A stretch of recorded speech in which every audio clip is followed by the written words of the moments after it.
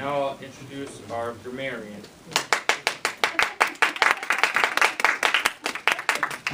I'm the grammarian, so I have the word of the day, and today is sweltering. So extremely hot. I wish I were sweltering hot instead of pretty cold today. So that, we want to have you add that in wherever possible during the day. And then I'm going to be looking for ahs, ums, connectors, those kinds of words, as well as colorful speech. So we've got potentially 3 speakers today, so I'll be watching for that, and here we go. Now, Chris, our timer.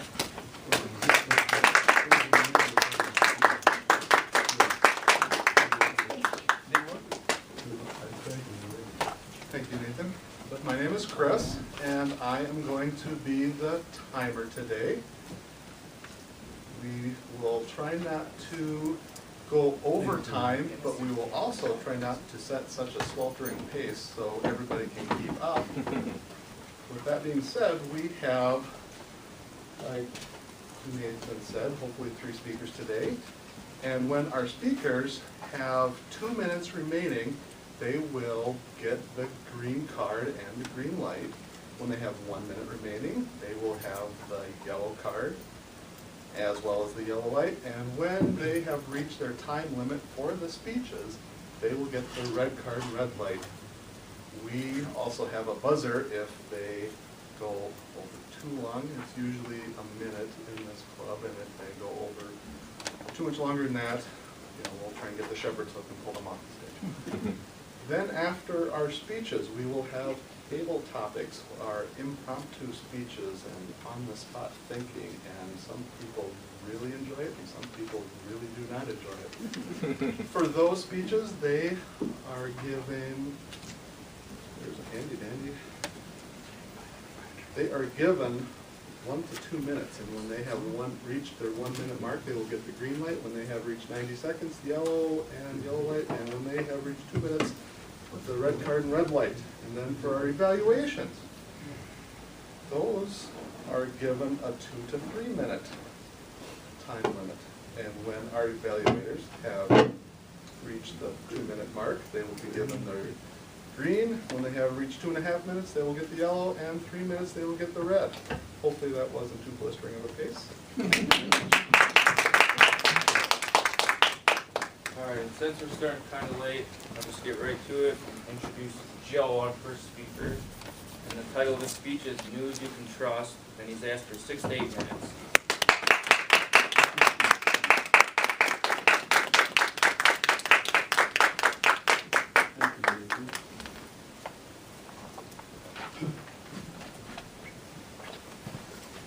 News you can trust. Brian Williams has taught us that we can usually trust an announcer at his home location, but we should become suspicious when he's a guest. How many of you have heard Brian Williams talk? My goodness, wonderful.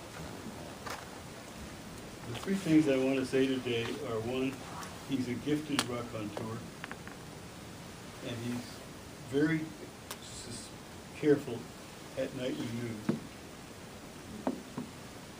Unfortunately, he's pretty irresponsible in accuracy when he's a guest. And the moral of the talk is, when you hear a newscaster talk, find out whether he's at home or a guest. The first thing I want to say about Brian Williams is that he is the epitome of what we teach in Toastmasters. He has the voice, the appearance, the poise, the quickness of wit. He also has been scrupulously testing the accuracy of what he says for 9 years. Unfortunately, he's been the newscaster for 10 years. We're going to talk about that one exception in a minute. But he actually represents everything we teach in Toastmasters. He doesn't just give facts, he personalizes and humanizes it. He has the gestures, he has the expression on his face, he has the tone of voice. He is a gift to us when we listen to him. And he's been the leading newscaster for 10 years. Now, there was one exception to that. This January 30th and February 5th, that was 1 week in his 10 years of tenure, he told a lie. And he was called on it because somebody who knew the truth called him on it. And so he's now in the doghouse. But that's not the whole story of Brian Williams. He's been a guest at CNN, Huff Press, I've forgotten the name. Huffington Post? Thank you, Huffington Post. He even was a guest at Jon Stewart's false newscast, where he told a lie. And in all these guest appearances, 30 of them, he's told lies. And I have proof of it because he's been very scrupulously looked into. And I have a record of each of his 32 lies, the 2 on nightly news and the 30 elsewhere.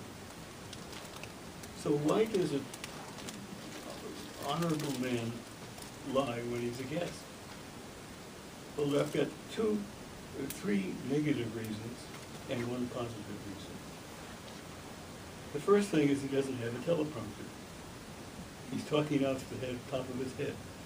Second of all, no one's helping him say what he wants to say. He can say anything, but he also doesn't have the preparation we expect. And third of all, there's no big organization watching him to make sure that he's telling the truth. So those are 3 failures that a guest has, 3 omissions. I'd like to make the comment that a guest really tells 3 speeches. The one he means to tell, the one he actually tells, and the correct one he thinks about the next day.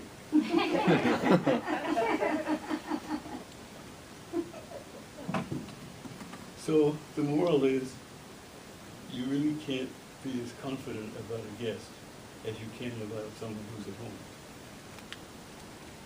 So the moral of the story is very simple. When you listen to a newscaster, including me, find out if he's home. And if he's home, you can have more confidence in what he has to say. Are there any questions or comments that people want to make? What was the positive thing? You said there were 3 negatives. You forgot the positive thing. You were listening. Thank you. The positive thing is this. Thank you very much. When he's a guest, he is a promoter. His job is to advertise the value of his home port. He is supposed to make a good representation so that everybody who had watched him as a guest will now go and watch him as a host.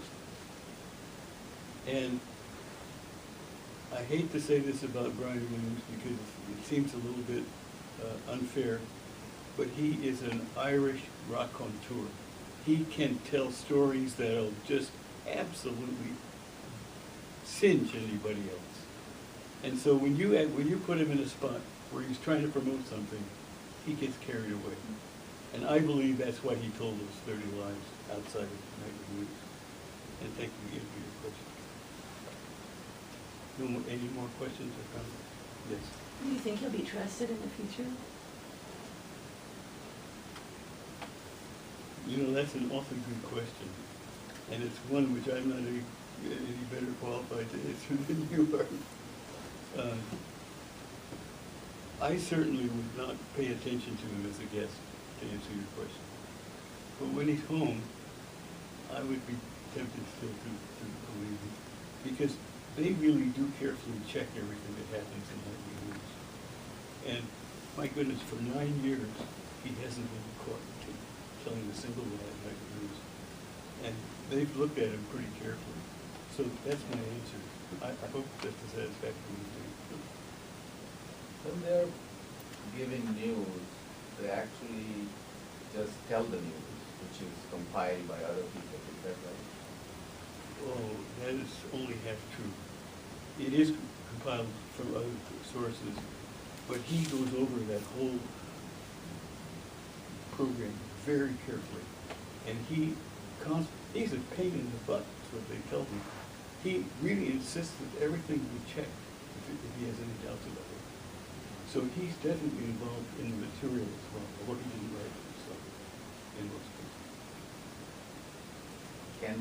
Can the newscaster add or remove or modify? It all depends where he is. If he's a guest, he can do anything he wants. Yeah. But if he's home, NBC has people watching him pretty carefully. It's an awfully good question. You know, it's interesting that I could get questions on this. This is a subject that's really exciting and current, and I think all of us are still concerned about it. Did you? Well, so what I've really done is to present the fact that he's a good raconteur, that you can't be, you can be suspicious when he's a guest, and that you should really check the source of every speaker. Now, I have half a minute, according to what Chris said, so I'm going to add a comment. Jon Stewart, who is the sponsor of the false news broadcast, is giving up his job. And a number of humorous people have said, well, maybe Brian should feel more comfortable. So anyway, thank you very much.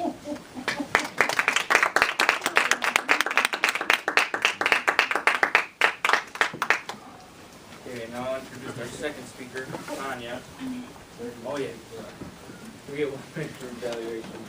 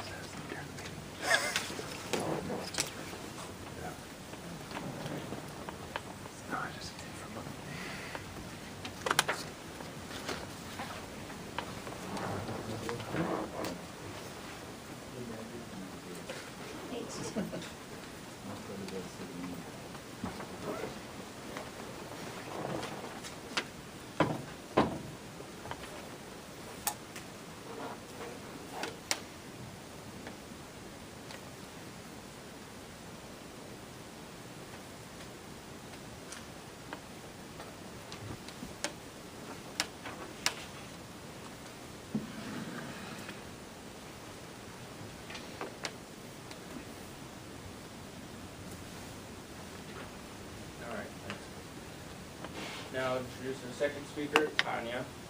Tanya is speaking from the Interpretive Reading Manual in the Advanced Communicator Series, project number 2. Her title is How the Woodpecker Got His Crown of Red. Do not be alarmed, Tanya is not supposed to look at the audience as often as one would when reading prose. The audience is asked to listen for imagery. Tanya should use her voice to convey the mood, meaning, and emotion of the poem. Today, 8:10. On this bone-chilling day in Minnesota, allow me to transport you to a sweltering time long ago in Minnesota. Fellow Toastmasters, guests, Mr. Toastmaster, a poem by Henry Wadsworth Longfellow called The Song of Hiawatha. On the shores of Gitchagumi, of the shining big sea water, stood Nokomis, the old woman, pointing with her finger westward, or the water pointing westward to the purple clouds of sunset. Fiercely, the red sun descending burned his way along the heavens, set the sky on fire behind him, as war parties, when retreating, burned the prairies on their war trail. And the moon, the night sun, eastward suddenly starting from his ambush, followed fast those bloody footprints. Followed in that fiery war trail with its glare upon his features. And Nokomis, the old woman, pointing with her finger westward, spake these words to Hiawatha. Yonder dwells the great Curl Feather, Messisagwan, the magician, Manitou of wealth and wampum, guarded by his fiery serpents, guarded by the black pitch water. You can see his fiery serpents, the Kennebec, the great serpents, coiling, playing in the water. You can see the black pitch water stretching far away beyond them to the purple clouds of sunset. He it is who slew my father by his wicked wiles and cunning when he from the moon descended, when he came on earth to seek me, he, the mightiest of magicians. Sends the fever from the marshes, sends the pestilential vapors, sends the poisonous exhalations, sends the white fog from the fenlands, sends disease and death among us. Take your bow, O Hiawatha, take your arrows, jasper-headed, take your war club, Puggawangun, and your mittens, Minjikawan, and your birch canoe for sailing, and the oil of Mishinama, so to smear its sides, that swiftly you may pass the black pitch water. Slay this merciless magician, save the people from the fever, and avenge my father's murder. Straightway then, my Hiawatha armed himself with all his war gear, launched his birch canoe for sailing, with his palm inside its sides, padding. He said with glee, "Come on, my darling, oh my birch canoe, leap forward. When you see the fiery serpents, when you see the black pitch water." Soon he reached the fiery serpents, the Kennebec, the great serpents, lying huge upon the water, sparkling, rippling in the water, lying coiled across the passage, with their blazing crests uplifted, breathing fiery fogs and vapors so that none could pass beyond them. But the fearless Hiawatha cried aloud and spake in this wise, "Let me pass my way, Kennebec, let me go upon my journey." And they answered, hissing fiercely, with their fiery breath made answer, "Back, go back, O Shagadaya, back to own the Nokomis, faint heart." Then the angry Hiawatha raised his mighty bow of ash tree, seized his arrows, jasper-headed, shot them fast among the serpents. Ever twanging of the bowstring was a war cry and a death cry. Ever whizzing of an arrow was a death song of Kennebec. Weltering in the bloody water, dead lay all the fiery serpents, and among them Hiawatha, harmless, sailed and cried exulting, "Onward, O Chenamam, my darling." Then once more Chenamam he patted, to his birch canoe he said, "Onward," and it stirred in all its fibers, and with one great bound of triumph, leaped across the great lily waters, leaped through tangled flags and rushes, and upon the beach beyond them, dry shod, landed Hiawatha.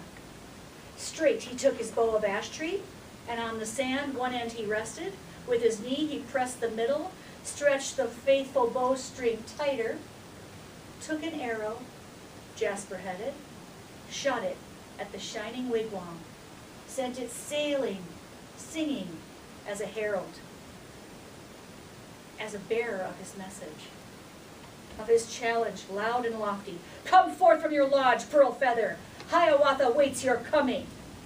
And straightway from the shining wigwam came the mighty Mississaugawan, tall of stature, broad of shoulder, dark and terrible in aspect, clad from head to foot in wampum, armed with all his warlike weapons, painted like the sky of morning, streaked with crimson, blue, and yellow, crested with great eagle feathers, streaming upward and streaming outward. "Well, I know you, Hiawatha," cried he in a voice of thunder, in a tone of loud derision. "Hasten back, O Shagadaya, hasten back among the women, back to old Nokomis, faint heart. I will slay you as you stand there, as of old I slew her father." But my Hiawatha answered, nothing daunted, fearing nothing. "Big words do not smite like war clubs. Boastful breath is not a bowstring. Taunts are not so sharp as arrows. Deeds are better things than words are. Actions mightier than boastings. Then began the greatest battle that the sun had ever looked on, that the warbirds ever witnessed. All a summer's day it lasted, from the sunset to the sunrise, from the sunrise to the sunset. For the shafts of Hiawatha, harmless, hit the shirt of wampum. Harmless fell the blows he dealt it. With his mittens, Minjikawan, harmless fell the heavy war club. It could dash the rocks asunder, but it could not break the meshes of that magnificent of wampum. Till at sunset, Hiawatha, leaning on his bow of ash tree, wounded, weary, and despairing, with his mighty war club broken, with his mitten torn and tattered, and 3 useless arrows only, paused to rest beneath a pine tree, from whose branches trailed the mosses, and whose trunk was coated over with the dead man's moccasin leather with the fungus white and yellow. Suddenly, from the boughs above him, sang Mama, the woodpecker. Aim your arrows, Hiawatha, at the head of Mississauga.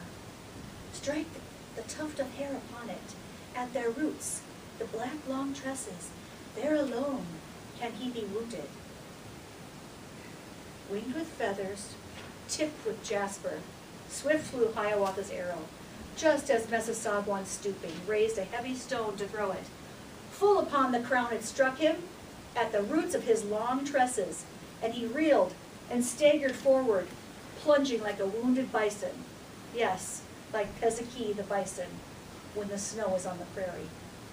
Swifter flew the second arrow, in the pathway of the other, piercing deeper than the other, wounding sorer than the other. And the knees of Mississauga shook like windy reeds beneath him, bent and trembled like rushes. But the third and latest arrow, swiftest flew and wounded sorest. And the mighty Mississauga saw the fiery eyes of Paguk, saw the eyes of death glare at him, heard his voice call in the darkness at the feet of Hiawatha. Lifeless lay the great crow feather, lay the mightiest of magicians. Then the grateful Hiawatha called the Mama the woodpecker from his perch among the branches of the melancholy pine tree, and in honor of his service, stained with blood the tuft of feathers on the little head of Mama.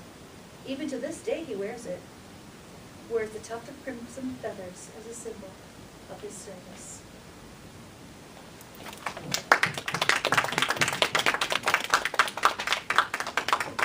You get 1 minute for evaluations.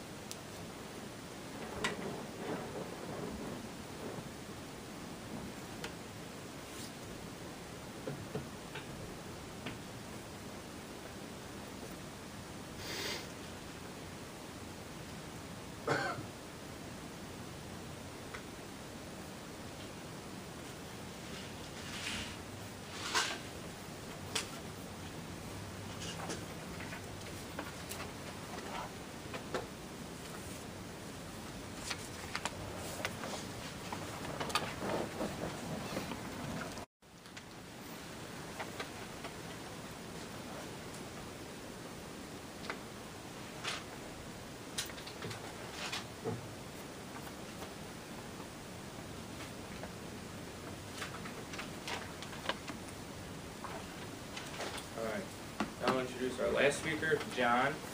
John's speaking from the Coptic Communicator Manual, project number 1. The title's Icebreaker, and he's asked for 6 to 8 minutes.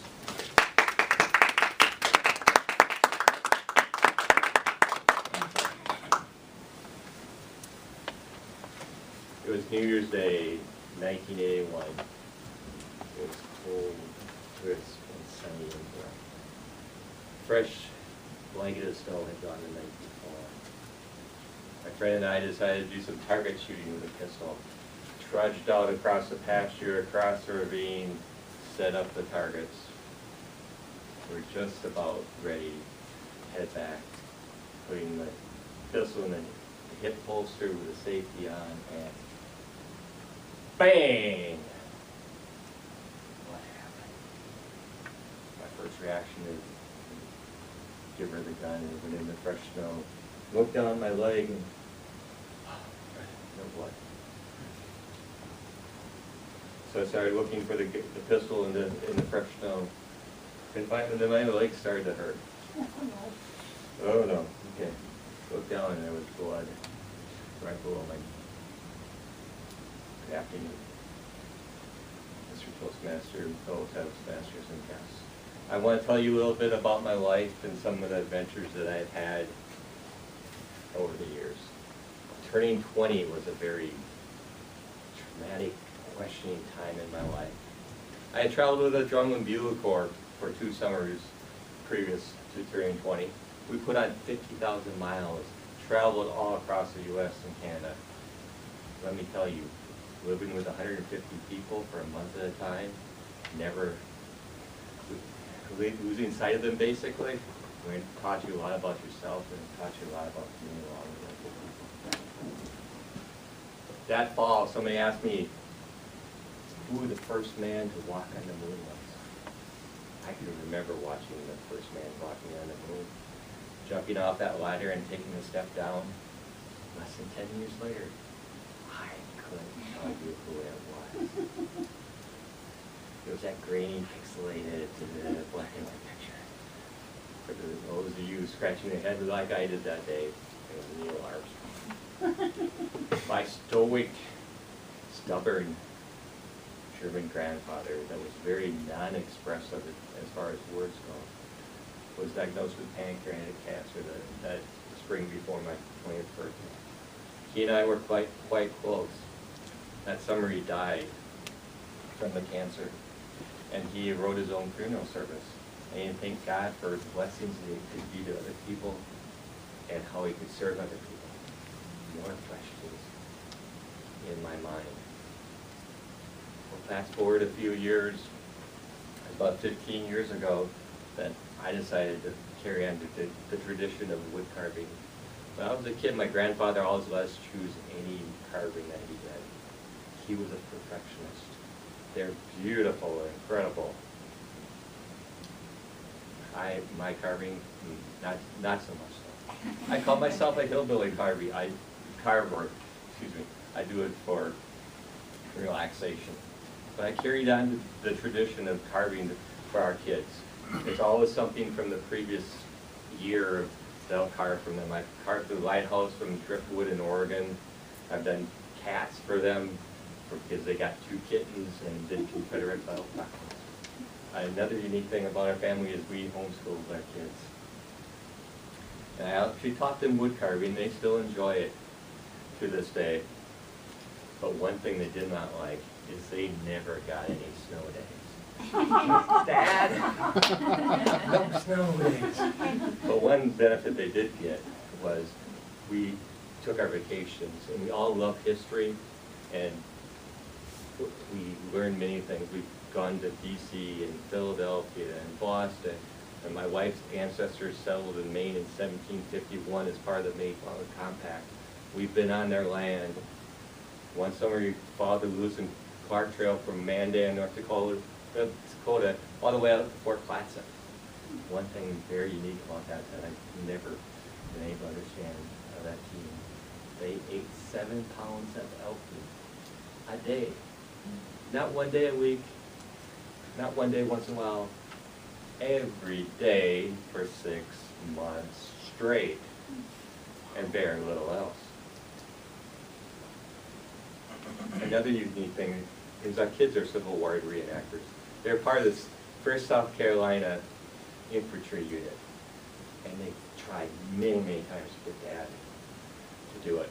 But with a sweltering day and humid, putting 3 layers of wool on and a backpack and a rifle, no, not my idea of fun. I'd rather sit in the shade, in the chair, with a nice cold beverage and watch them. In June of 2013, we had the opportunity to go out to Gettysburg for the 150th anniversary of the reenactment. There were over 12,000 reenactors. It was incredible. The last day they did Pickett's Charge. Started with a bang and a pop. And then the artillery started. The Confederates started marching across that open field. Slowly, you started to see the Confederates drop across the field, their numbers dwindling. The crescendo got louder and louder as more and more cannons and infantry joined the battle. There's a thick, murky haze across the battlefield, and the sound was reverberating from the mountains. They only had 100 cannons, not the 600 like they did in the original battle, and only using half charges. But the volume, I had earplugs in, and the volume was incredible. South Carolina advance 1 and 2 and more failed. Aaron, my son, was one of the last. He was getting close to the wall. Pickett's Charge. He went down. Soon the battle was over. The smoke started to clear. The sound faded away. Their bodies streamed everywhere. I told you a little bit about the gunshot. A little bit about my grandfather. A little bit about my kids in the homeschooling, and some other stories that I will tell you in my future speeches. But I just wanted to end with this. Bang!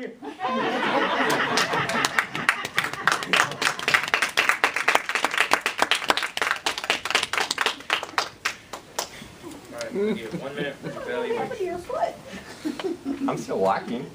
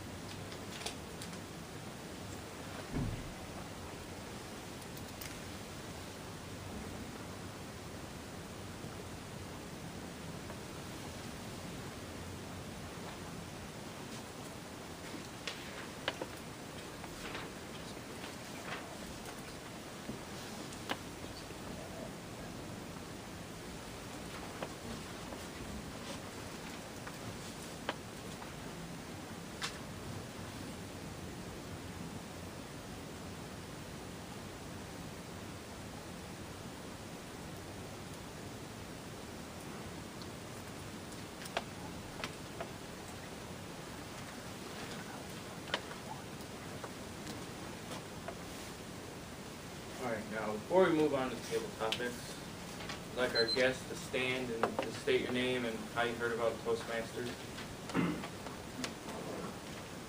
Fellow Toastmasters and Toastmaster of the Day. My name is Muhammad Ali Al-Khalfan from Saudi Arabia, and I heard I googled the nearest Toastmaster club through internet. I asked the information center where it is located, and they gave me the location that you are holding or carrying this meeting every other week or every 2 years. Every week. Every week. So I'm glad to see you. Welcome. Thank you very much.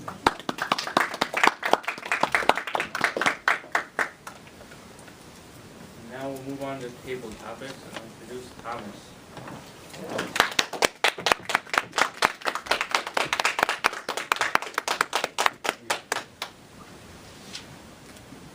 Thank you, Mr. Toastmaster. Fellow Toastmasters, guests. My name's Thomas, and I'm the Table Topics Master for the day. My portion of the Toastmaster's role is to allow us to do our extemporaneous speaking, those type of positions where someone comes up to you on the street or in an interview, asks you a question, and you're not sure what to say right away. So this gives us an opportunity to explore those venues. Would anybody like to volunteer for the question? I wasn't going to tell you what it is until you're actually up here. Put a little more sweltering inside you. I'll take one. Sure.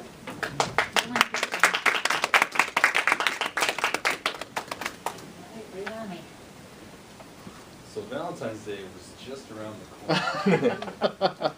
Tell me about your most memorable experience, whether it was a bad experience or a good experience with Valentine's Day. Thank you for the lovely question. I'm so pleased. I was thinking it was gonna be about newscasts or something.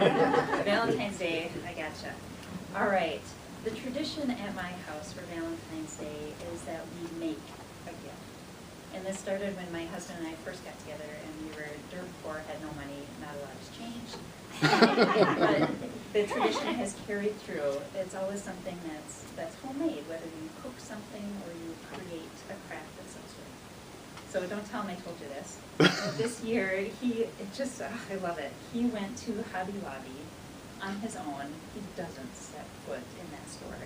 And he asked for assistance. And I can only imagine the people who were helping him, what they must have thought. He got the supplies to make me a Valentine. That was this big. And it was made out of paper, like a nice cardstock paper, big red heart.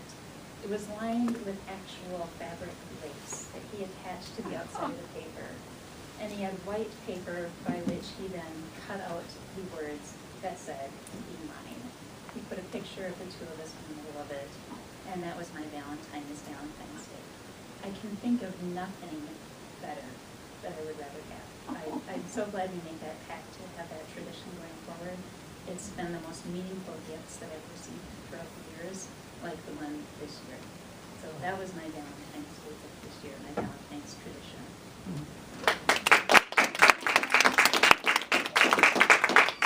Thank you for sharing. That was, wow. That set the bar way up. I think we only had time for one table topics, so with that, I'll hand it back over to our Toastmaster.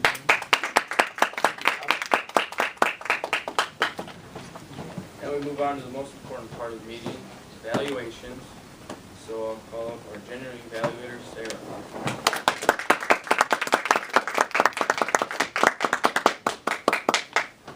Good afternoon. As general evaluator, I'm here to facilitate the evaluations and to call up the grammarian and timer to come up and give their report. So would Daganta come up to do the first evaluation of Joe?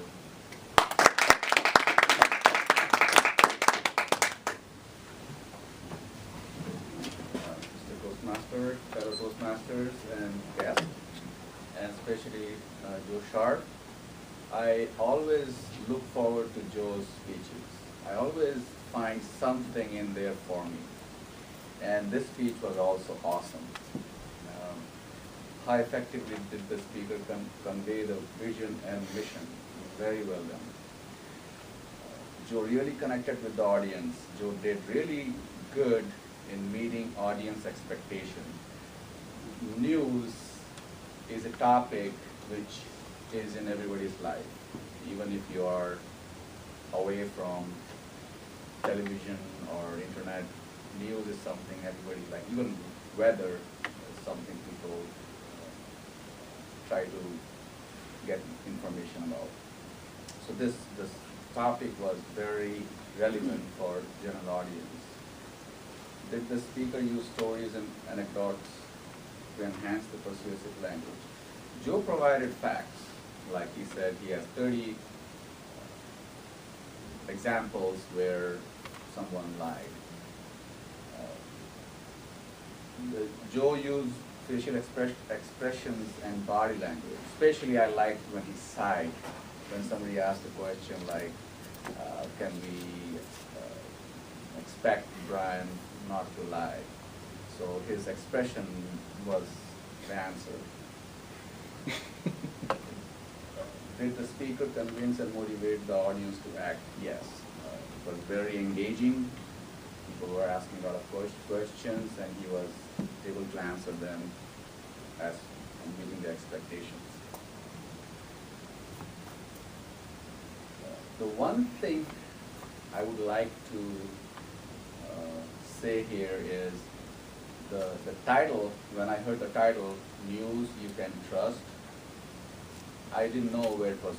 I had an idea in my mind that, okay, I should listen to these channels or these folks or these sites, internet sites, and not these, but it was completely different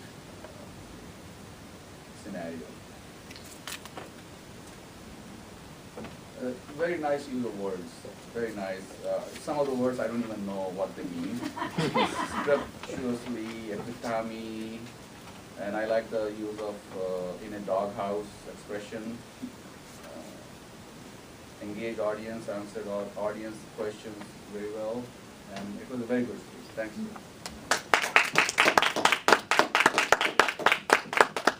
And the next evaluator is Elizabeth, who is evaluating Tanya.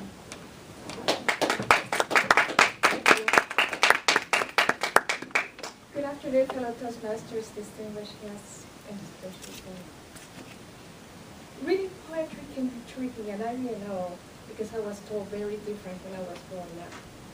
I used to say something, and I would pause at the end of each line. That's how we decided back when, at least in my class, how I did it. When you're reading poetry, and I'm just giving you this background because that goes along with my feedback. When you're reading poetry, you don't pause at the end of each line of the poem. You pause typically when there's a punctuation. You're telling the story, you're not reading each line of the poem. Having said that, I loved how you did it. That piece, you mastered it. I really like that. That's something I learned before, and I still don't know how to do it well, but you did it. The other focus of this speech was how did you deliver the story using your voice, how you took us there, and you were able to create images in our heads. I would say you did really good. I really liked the use of your tone of voice that would go up and down, slower and a little faster, and would convey the story.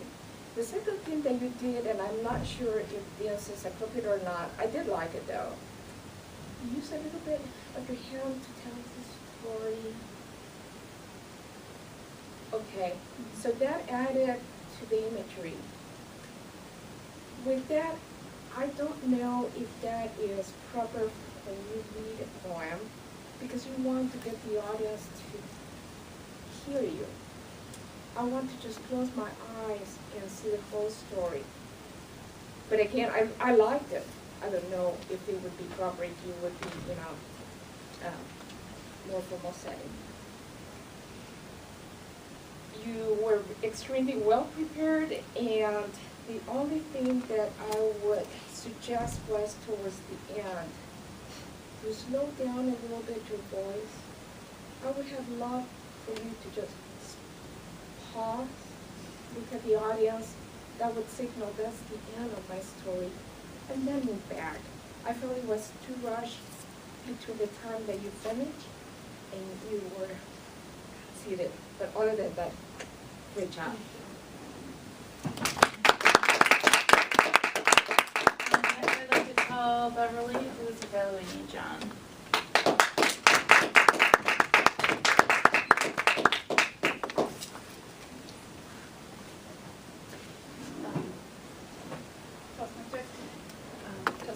Madam Toastmaster, evaluator, fellow Toastmasters, and John.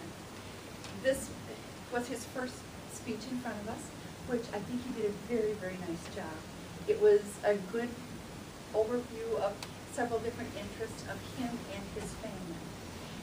Some of the questions that they talk about, what strong points does the speaker already have? I think that there's very many things. As far as his pace, it seemed like he really didn't look very nervous up here at all. I was very surprised. He had a very good change in volume when he was talking about different things. The eye contact was very good. He had a little card, but he hardly ever looked at that. And it seemed like he was able to feel very comfortable. He just moved around. It wasn't distracting, but yet it was moving back and forth. So I think overall, a lot of the things that we're looking for farther on, he did very well with. how did the audience get to know the speaker? I think we learned several different things. We started out with him himself, shooting himself, which is always a worry when you put a gun. His grandfather bringing in the heritage, something of interest there, and then that travel, to know that you enjoy that history and the travel type thing. So I think we got a little picture of you there. How well did for preparation, I think, like I said, he seemed very comfortable, seemed to flow very easily. So I think it appeared very smooth that way. As far as talking, I think most all the time it was very clear. There was a couple times when it got a little bit soft, and I think part of that was just you changing tones, but as sitting back in the audience, I was almost to the back, so you're getting almost to the way, but that was just one little thing there. This may be my problem in regards to, is there an opening, body, and conclusion? And we went from the shooting, and then we went into the grandfather, and I kind of lost a connection there. And that might have been that I was just trying to keep track of the grammarian and writing here. So I apologize if I missed something, connection there. But I just thought you could have connected as to, you went back and pulled things together as these were the three things at the end for your conclusion. So did well with that. And we talked about the notes. The only thing that I have for really a suggestion was there was a couple words that you stumbled with, and I think that if you just slowed down when you came to those types of words, they were a little bit longer words. Like that, maybe that would be the only thing. Otherwise, I think for a first time, it was tremendous. I think you did a very, very good job. So, enjoy it. Next, I'd like to call up Melissa for the grammarian report.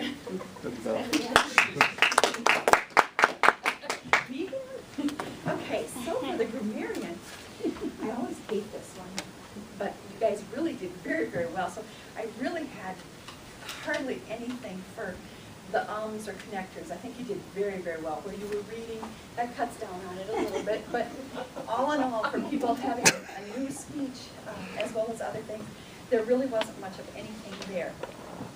Joe did a very nice job.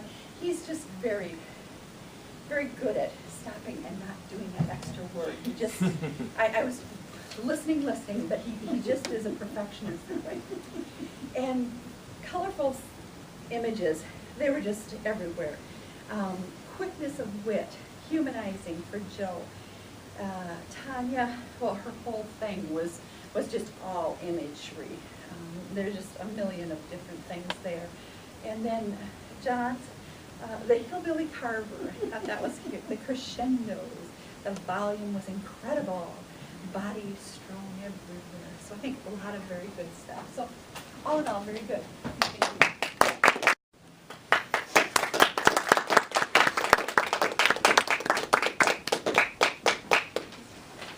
Thank you, evaluator, fellow Toastmasters and guests. We didn't do too bad for our time. We got a little late start, but I think we're going to do pretty well. We had a fairly sweltering pace today. It wasn't too bad. For our first speaker, Joe, he asked for 6 to 8 minutes. For once, he went over at 8:31. Tanya had asked for 8 to 10 minutes, and she finished at 9 minutes, 8 seconds. John's super icebreaker, he asked for 6 to 8 and finished with 7 minutes and 9 seconds. Amy, for her table topic speech, was 1 minute and 29 seconds. And for our evaluations, we're all pretty much right at the same amount of time. Vedanta, you were 2 minutes and 50 seconds. Elizabeth, you were 2 minutes 47 seconds. And Bev, you were 2 minutes and 51 seconds.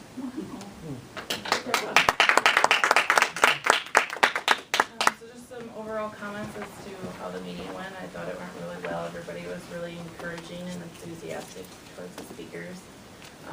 It did get started a little late, but I think we had some longer speeches, which were all very excellent. So it was worth it.